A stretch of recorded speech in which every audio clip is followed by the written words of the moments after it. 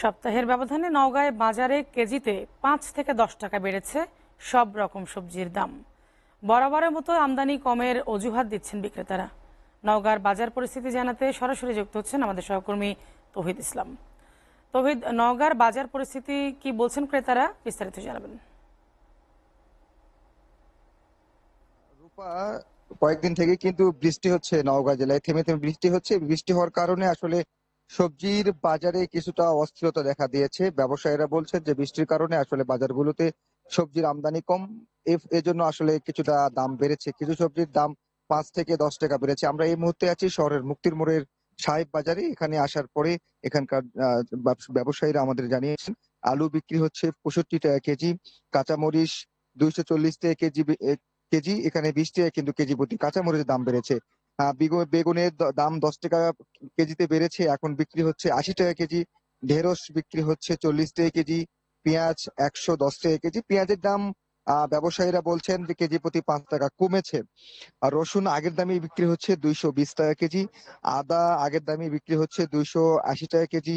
ডিমের হালিতে 2 থেকে 3 টাকা বেড়েছে। আগে ডিম বিক্রি হচ্ছিল 47 থেকে 48 টাকা হালি, এখন সেটি বিক্রি হচ্ছে 50 টাকা হালি। সয়াবিন তেল 167 টাকা লিটার, যে বোতলজাত তেল, সেটি বিক্রি হচ্ছে।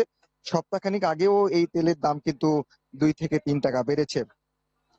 কাঁচা ব্যবসায়ীরা বলছেন যে এই মুহূর্তে যেহেতু বৃষ্টির কবলে পড়েছে মাঠগুলো, আসলে সেই তুলনায় বাজারগুলোতে আমদানি কম হচ্ছে, যার কারণেই কিছুটা দাম বৃদ্ধি পেয়েছে কাঁচা সবজির দাম। পাইকারি বাজারে দাম বৃদ্ধি পেয়েছে, ফলে খুচরা বাজারে কিন্তু দাম বৃদ্ধি পেয়েছে। আমরা বরাবরই দেখি যে পাইকারি বাজারে এক দাম, খুচরা বাজারে আর এক দাম। পাইকারি বাজারে যে তুলনায় কিন্তু খুচরা বাজারে 10 থেকে 15 টাকা বেশি নেওয়া হয়।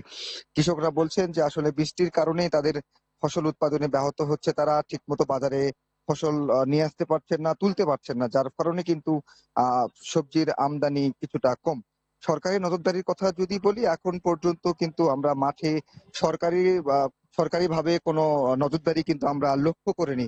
সাধারণ মানুষ বলছে যেহেতু অন্তর্বর্তীকালীন সরকারের সময় চলছে, এই সময় আসলে আমরা আগে যেমন শুনেছিলাম যে এই কাঁচা বাজার মালগুলো বাজারে নিয়ে আসার সময় বিভিন্ন সড়কে চাঁদাবাজি হতো, কিন্তু সেই বিষয়টি কিন্তু এখন নেই। এখন কৃষকরা খুব সহজেই তাদের উৎপাদিত ফসল নিয়ে আসতে পারে বাজারে, এবং তারা বাজারে নিয়ে আসতে পারে। তো সেই জায়গা থেকে সামনের দিনে বাজার মনিটরিং এবং বাজারের নিত্য পণ্যের দাম যেন সহনশীল থাকে, সেই দিক নজরদারি রাখার দাবি জানিয়েছেন সাধারণ মানুষ।